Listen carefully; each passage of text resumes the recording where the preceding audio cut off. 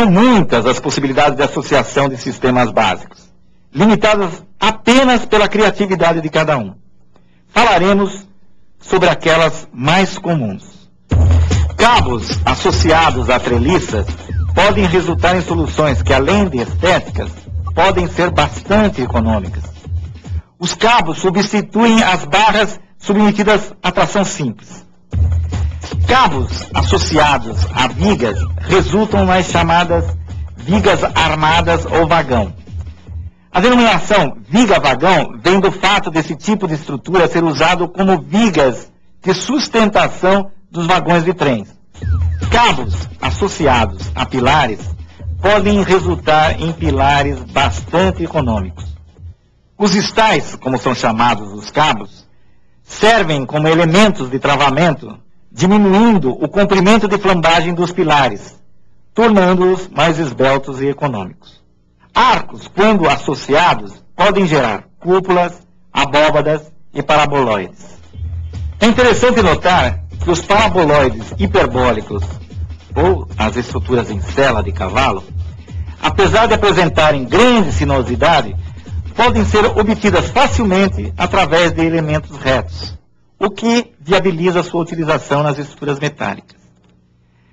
As treliças associadas entre si geram as treliças espaciais.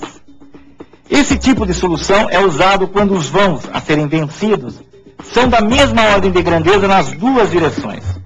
Como esse sistema é derivado das treliças planas, suas barras são constituídas dos mesmos tipos de perfis, principalmente os tubulares circulares.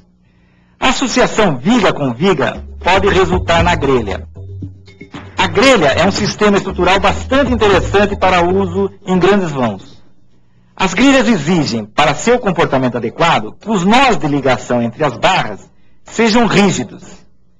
Essa exigência, em princípio, dificulta a execução de grelhas em aço.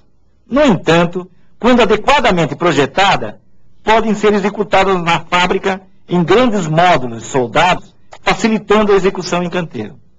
As barras da grelha podem formar outras figuras geométricas, além das retangulares e quadradas mais usadas. Outra associação interessante é a da viga metálica com laje de concreto armado. São as chamadas vigas mistas. Nessa associação, cada material trabalha dentro de suas melhores características. A viga de aço trabalhando a tração e a laje de concreto a compressão. Isso se dá quando as tensões de flexão são distribuídas de maneira que a linha neutra, passagem da compressão para a tração, ocorre exatamente na transição entre os dois materiais. Essa solução só pode se viabilizar se não houver o escorregamento relativo entre a laje e o perfil metálico.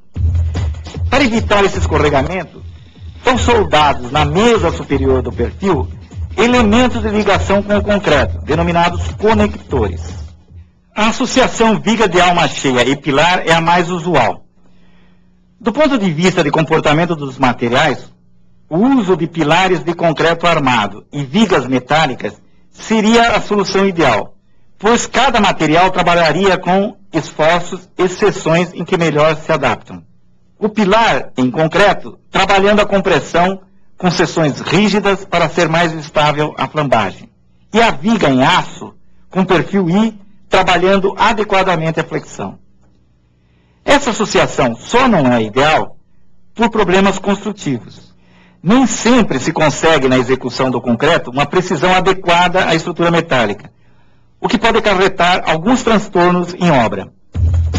Quando associamos vigas e pilares metálicos, podemos, através do enrijecimento dos nós, criar pórticos. O pórtico pode ser muito útil no enrijecimento do conjunto estrutural, como será comentado mais adiante. A associação pilar com pilar leva à solução dos pilares em árvore.